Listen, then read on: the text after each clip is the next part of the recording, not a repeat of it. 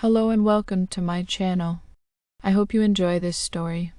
I'm going to try and upload a new story each day. The Eerie Expedition. Holly Arnold had always been drawn to the mysterious and unexplained. As a renowned explorer and author, she had journeyed to some of the most remote and enigmatic places on Earth. But nothing intrigued her more than the rumors surrounding the Isle of Wight. Tales of ghostly apparitions and unsettling occurrences had circulated for generations, whispered among locals but rarely documented. When Holly received an invitation to join an expedition to the island's remote interior, she leapt at the opportunity. The expedition team comprised 5 members: Holly, Dr. Malcolm Gray, an archaeologist with a keen interest in ancient rituals; Lisa Tompkins, a historian specializing in British folklore; Jack Evans, a rugged outdoorsman; and Sophie Daniels, a tech-savvy paranormal investigator. They met at the island's small harbor, exchanging nervous smiles as they loaded their gear into the waiting jeep. As they drove toward the heart of the island, the dense forests and rolling hills gave way to an eerie silence. The road narrowed, eventually turning into a rugged path barely visible among the overgrown vegetation. Holly couldn't shake the feeling that they were being watched, but she dismissed it as nerves. Their destination was a dilapidated manor house, abandoned for over a century and said to be the epicenter of the island's paranormal activity. The locals referred to it as the White House, a name that sent shivers down Holly's spine. As the jeep came to a halt in front of the house, the team stared in awe at the imposing structure. Vines crept up the weathered stone walls, and shattered windows gaped like empty eye sockets. Inside, the air was thick with dust and the scent of decay. The team set up their equipment in the grand foyer, their voices echoing in the cavernous space. Holly and Sophie began unpacking the cameras and recording devices, while Malcolm and Lisa examined a map of the house, marking areas of interest. "There is a library on the 2nd floor," Lisa said, her finger tracing the faded lines. "And what looks like a chapel in the west wing. We should start there." Night fell quickly, casting long shadows that seemed to move of their own accord. Holly felt a chill as they made their way up the creaking staircase. The 2nd floor hallway stretched into darkness, lined with portraits of stern-faced ancestors whose eyes seemed to follow them. As they reached the library, the temperature dropped noticeably. "This is it," Sophie whispered, setting up her equipment. "If there's any activity, we'll catch it here." Hours passed as they conducted their investigation, but aside from the occasional creak and groan of the old house, there was nothing. Disappointed, they decided to call it a night. Holly volunteered to take the first watch, settling into an armchair with her journal. The others retreated to their sleeping bags, exhaustion overcoming their excitement. As the house grew silent, Holly's eyelids grew heavy. Just as she was about to drift off, a faint sound reached her ears, a soft, rhythmic tapping. She sat up, heart pounding, and strained to listen. The tapping grew louder, coming from the direction of the chapel.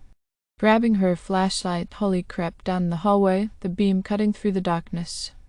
The chapel door stood ajar, a faint light flickering within. Holly pushed the door open, revealing a small, dusty room illuminated by a single candle. At the altar stood a figure in tattered robes, its back turned to her. The rhythmic tapping continued, and Holly realized with horror that it was the sound of bones clacking together. "Who are you?" Holly demanded, her voice trembling.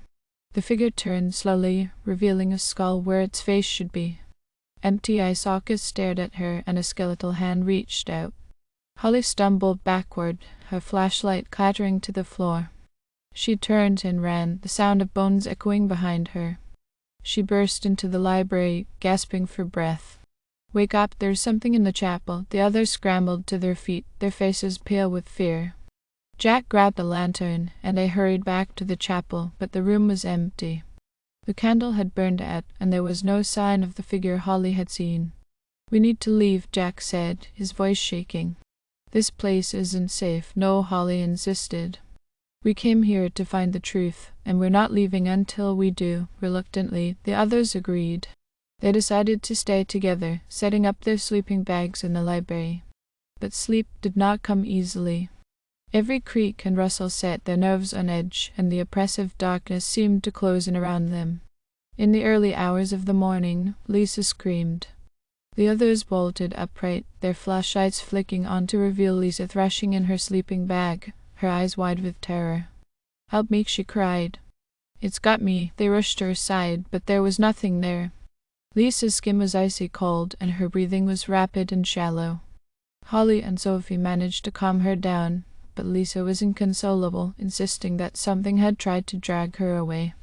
As dawn broke, the team gathered their equipment, determined to uncover the source of the haunting. They split into pairs, exploring different parts of the house. Holly and Sophie returned to the chapel, while Malcolm and Jack investigated the basement. The chapel was eerily quiet, the air thick with a sense of foreboding. Holly examined the altar, noticing strange symbols carved into the stone. Sophie set up her camera, capturing footage of the carvings. "These look like some kind of ritual markings," Holly said, tracing the symbols with her finger. "But I've never seen anything like them before." Sophie nodded, her attention focused on the camera screen. "We should show these to Malcolm. Maybe he can identify them." As they turned to leave, the temperature plummeted and the air grew still. A low, guttural whisper echoed through the room, sending chills down their spines. Holly spun around, her flashlight beam dancing across the walls, but there was no one there. "Let's get out of here," Sophie said, her voice barely above a whisper. They hurried back to the library, finding Malcolm and Jack poring over a collection of old books they had found in the basement. Lisa was huddled in a corner, clutching her knees to her chest. "Malcolm, we found some strange symbols in the chapel," Holly said, showing him the footage. "Do you recognize them?" Malcolm's eyes widened as he studied the screen. "These are ancient druidic symbols. They were used in rituals to summon and bind spirits. Bind spirits." Jack repeated. "You mean someone trapped the spirits here?" "Possibly," Malcolm replied. "But if the binding was broken, the spirits could be free to roam. That would explain the haunting," Holly said. "But why would someone perform such a ritual?" Lisa spoke up, her voice trembling. "I read about a family that lived here in the 1800s. They were accused of practicing dark magic and were driven out by the villagers. Maybe they performed the ritual to protect themselves or to seek revenge," Jack added grimly. As they pondered their next move, the house seemed to come alive around them. Shadows shifted and writhed, and ghostly whispers filled the air. Holly felt a sense of impending doom, as if the spirits were closing in on them. "We need to find a way to break the binding," Malcolm said. "There must be a counter-ritual in one of these books." Hours passed as they searched through the dusty volumes, their anxiety mounting with each passing minute. Finally, Malcolm found what they were looking for: a ritual to banish spirits and break their hold on the physical world. "We'll need to perform this ritual in the chapel," Malcolm said. "But it requires a blood sacrifice." The team exchanged uneasy glances, but Holly stepped forward. "I'll do it. We have to end this." As night fell, they gathered in the chapel, the air thick with tension. Malcolm drew the ritual circle on the floor, and Holly stood at its center, clutching a small knife. She took a deep breath and made a small cut on her palm, letting the blood drip onto the symbols. Malcolm began to chant in a language none of them understood, and the room grew colder. The shadows seemed to gather around them, and the ghostly whispers grew louder. Holly's vision blurred, and she felt a presence pressing down on her, as if the spirits were trying to stop the ritual. "Keep going," she cried, fighting to stay conscious. Malcolm's voice rose, the chant reaching a crescendo. The symbols on the floor glowed with an eerie light, and a deafening roar filled the chapel. Holly screamed as the presence intensified, threatening to overwhelm her.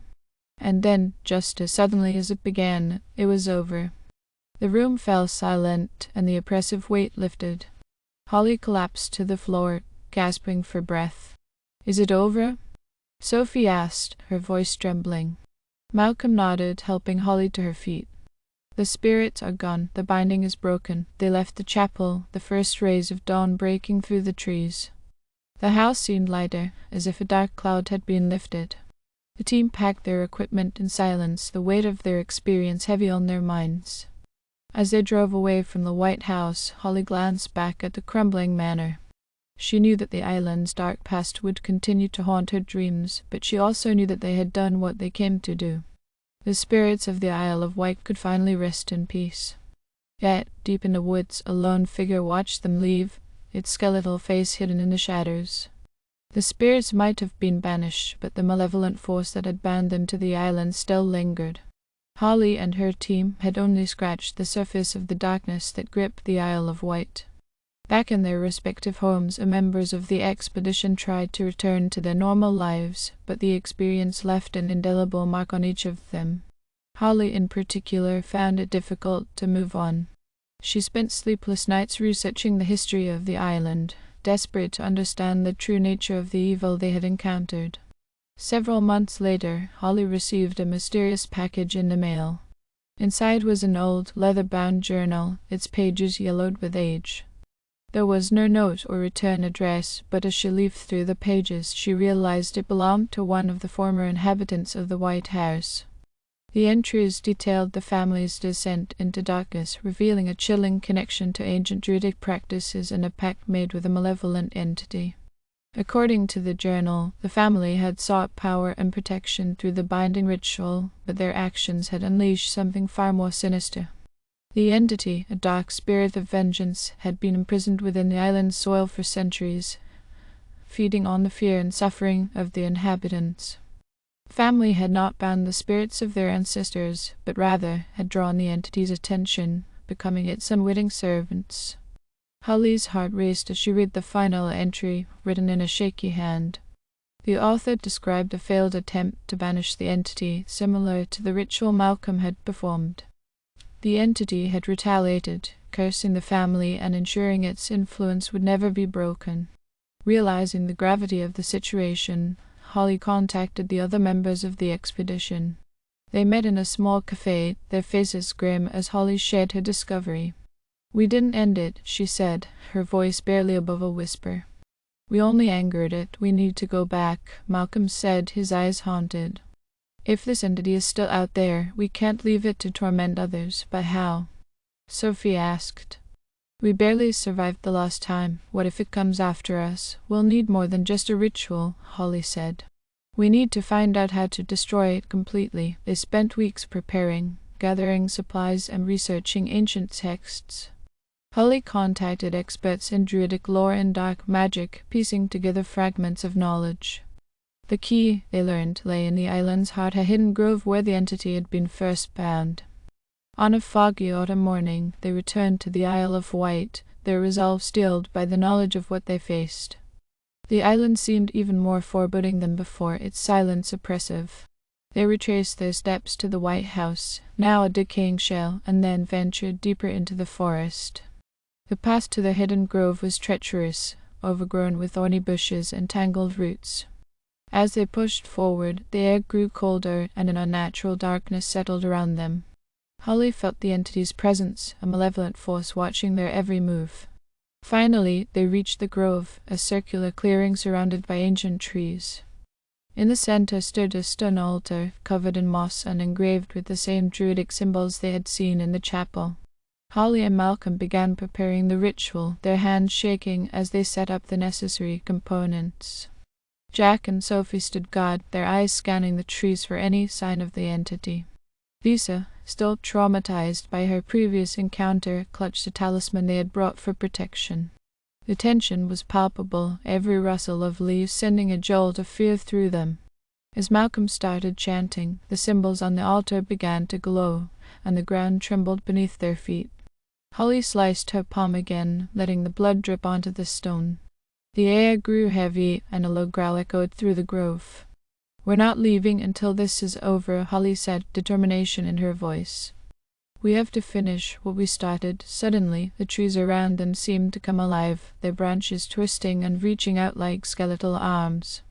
The entity emerged from the shadows, a formless mass of darkness with glowing red eyes. It let out a roar that shook the ground, and the team braced themselves. "Keep chanting," Malcolm yelled over the deafening noise. "We have to weaken it." Holly continued the ritual, her voice unwavering despite the terror gripping her heart.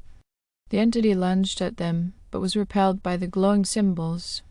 It howled in rage, its form shifting and writhing. "We're close," Malcolm shouted.